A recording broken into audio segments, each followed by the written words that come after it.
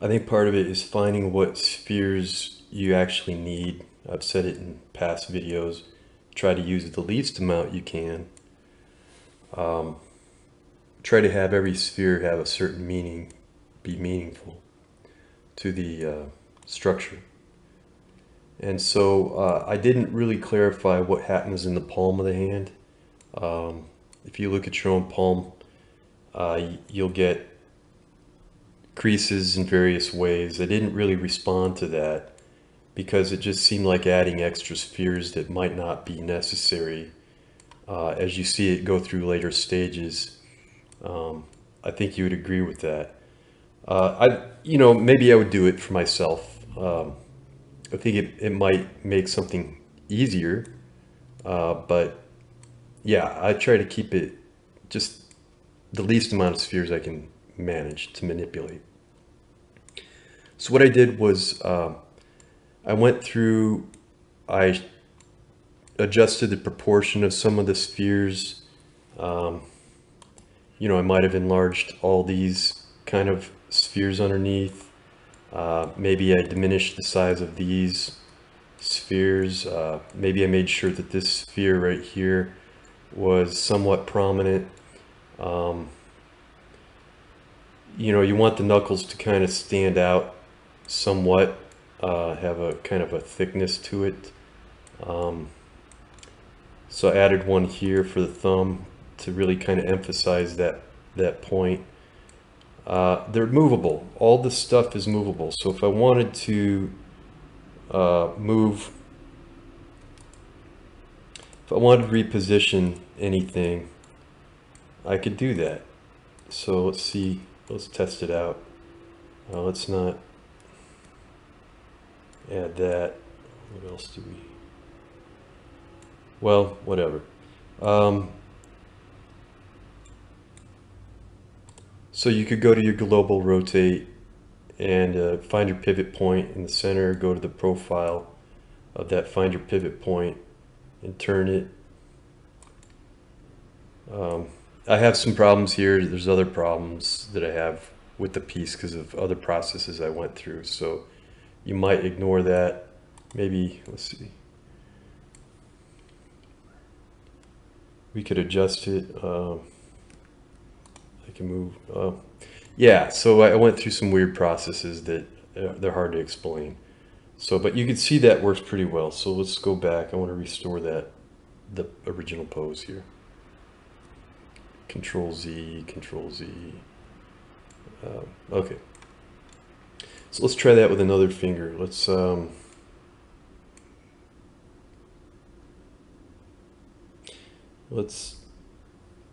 do this one.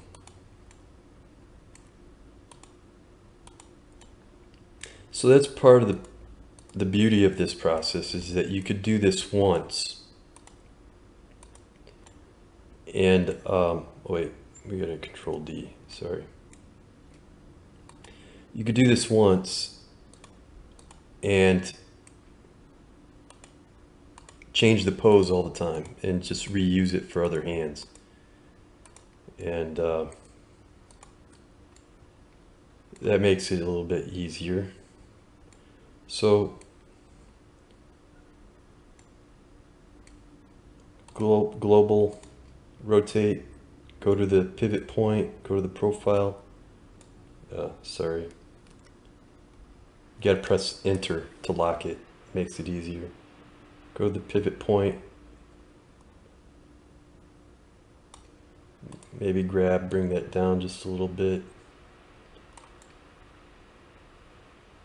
So it's kind of like the Michelangelo, David and God, or Adam and God, I'm sorry. If you wanted to compare it to something. Control Z. Control Z. All right. So let's do it one more time.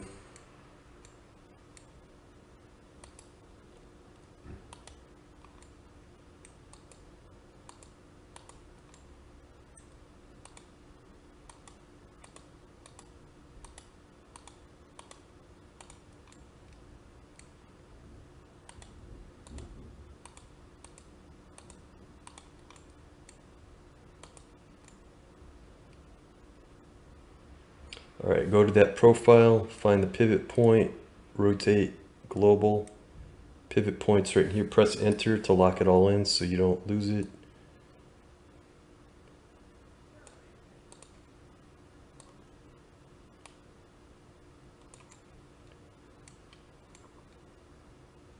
So you could, and maybe that pinky shouldn't go away from it could. I mean, if I'm looking, that's kind of like a Spider-Man, almost a Spider-Man type pose of a hand.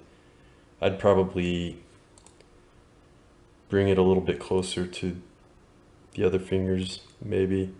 So you can see it works really well. Wait, I want to go back, restore that pose. Well, that's not a bad pose. So that's what I was fine-tuning the size of each of these spheres, is fine-tuning just the proportion of everything, the placement. You might not have seen me put the arm on. I'm not sure if I videotaped that or not. The tendons going to the right place.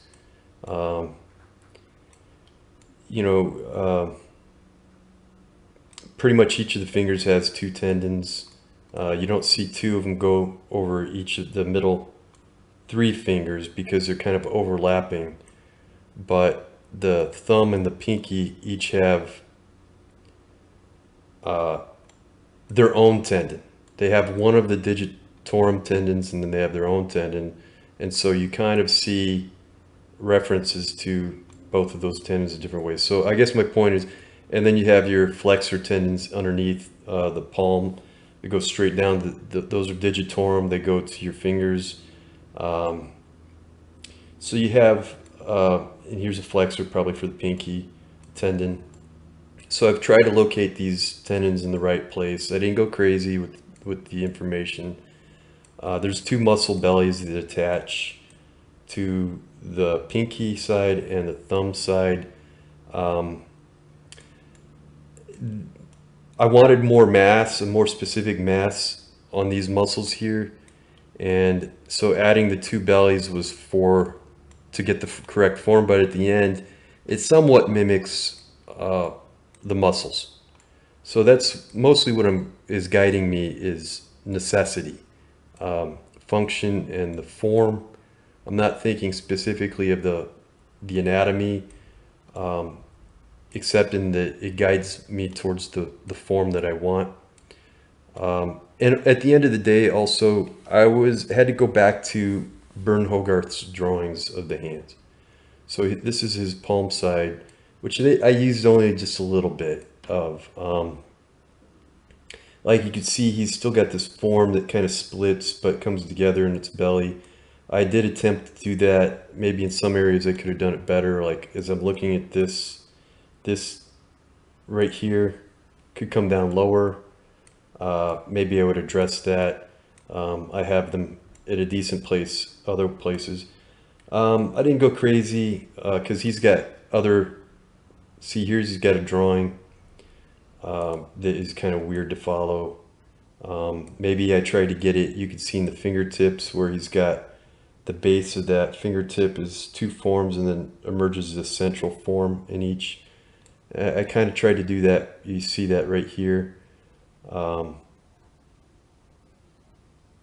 else do we have? I might have looked at this hand right here for a reference, the way he dealt with all this information. And you can see he's got the base of the ulna is very prominent, so I made sure that showed up quite well. He's got these tendons, you can see. I've got those in place. Let me do this.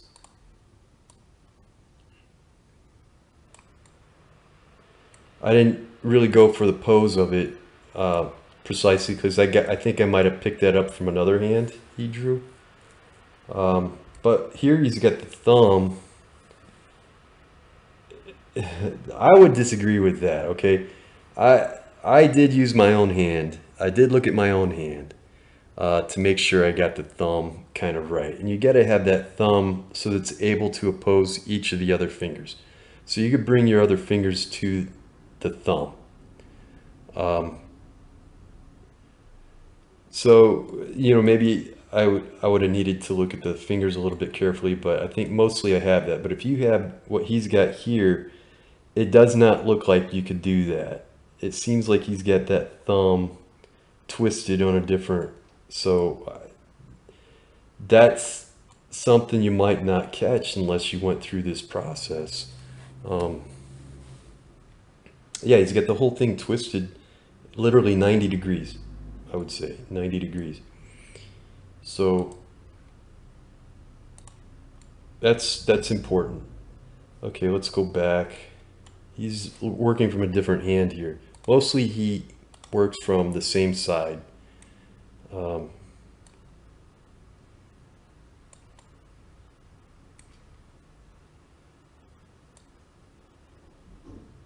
he works from the same hand, it seems like, in a lot of the drawings.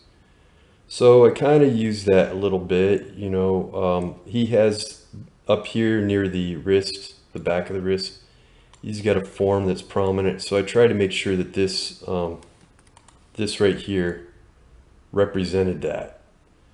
So if you were to twist, if you were to flex that hand and have the arm bent at more of an angle, this might show up a little bit more. I did try to think of the knuckles the way he's got it split into two forms here. That's why these are here. I don't love it, but I had to remind myself this is a Burne Hogarth hand that we're making a model of. And so just stick with that. And even with its idiosyncrasy, you know, it's nice to be consistent with your reference. Okay, I don't think I saved an image there. I must have lost. There we go. So if you look at other artists' hands, you know, Burne Hogarth's hands are kind of more like Renaissance hands than some other, you know, maybe other periods. But if you look at like other anatomy art teachers' hands, you're not going to get this same kind of thing. It's completely different. So yeah, I think I was going for something more like this hand. But as you can see, it's much bonier. And I originally had it that bony and thin. Originally did. But I didn't like it. Didn't look as naturalistic, so I beefed up the fingers a little bit. And even still, these are very narrow, very thin, bony fingers. Let's see, let me...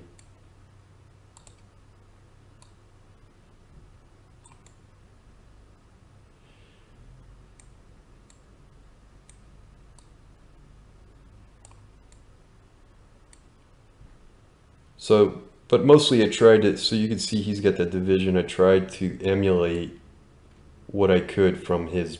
I did make departures. Now, what I see in my own hands, when I study my own hands, I see the tendon go clearly across these knuckles. He doesn't ever reference that. I couldn't find it in any of his drawings where he references that happening. But a lot of times you'll see artists will depict that area as a diamond shape because of the way that, partly because of the way that tendon goes over the knuckle, I think. So I included it for myself. Let's look at some of his other drawings.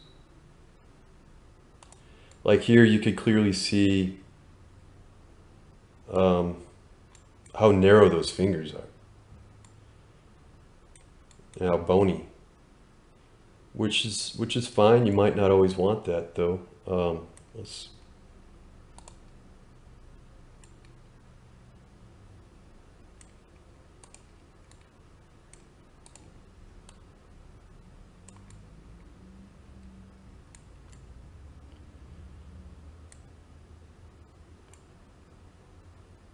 I'm just taking you through all these drawings so that we can compare our model to our reference. And it's just a reference. It's not, like I say, you gotta, like he does the thumb, you know, I'd have to study it more. He seems fairly consistent with the way he's dealing with the thumb, like right there. It looks good to me. I don't disagree with it as a drawing or a depiction. It's great, you know, beautiful. It's like graceful. And I think a lot of art, that's at the end of the day, that's what you gotta look at. You know, he does a nice exaggeration here with the wrist. I think it's beautiful. But yeah, he's got the thumb kind of twisted. So you might check that out. See, maybe mine is incorrect, you know. You know, seems pretty correct, but it doesn't matter. I think the point is there's always room for discrepancy for you to kind of argue for some against something that you might see that's done by a master. You know, you don't have to always agree with it, and it doesn't hurt the drawing, so can't say it's wrong. Anyway, so let me tilt that a little bit more. But you can see the mass is not too far off with the palm, the way that's depicted. What else do we have? I don't think that I have a Burne Hogarth drawing. I think this is a copy of a Burne Hogarth drawing. So, well,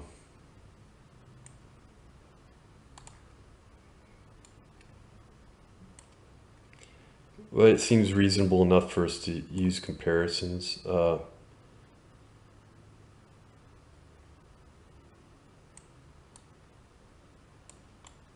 This drawing seems a little more naturalistic than some of his drawings, so maybe that's the artist's own take on it. But you can see these spheres and the narrowness of the bones are the things that are pretty dominant, that stay within the piece. So anyway, this works. So we've got it saved. I'm going to take it to Mesh Mixer, see what happens.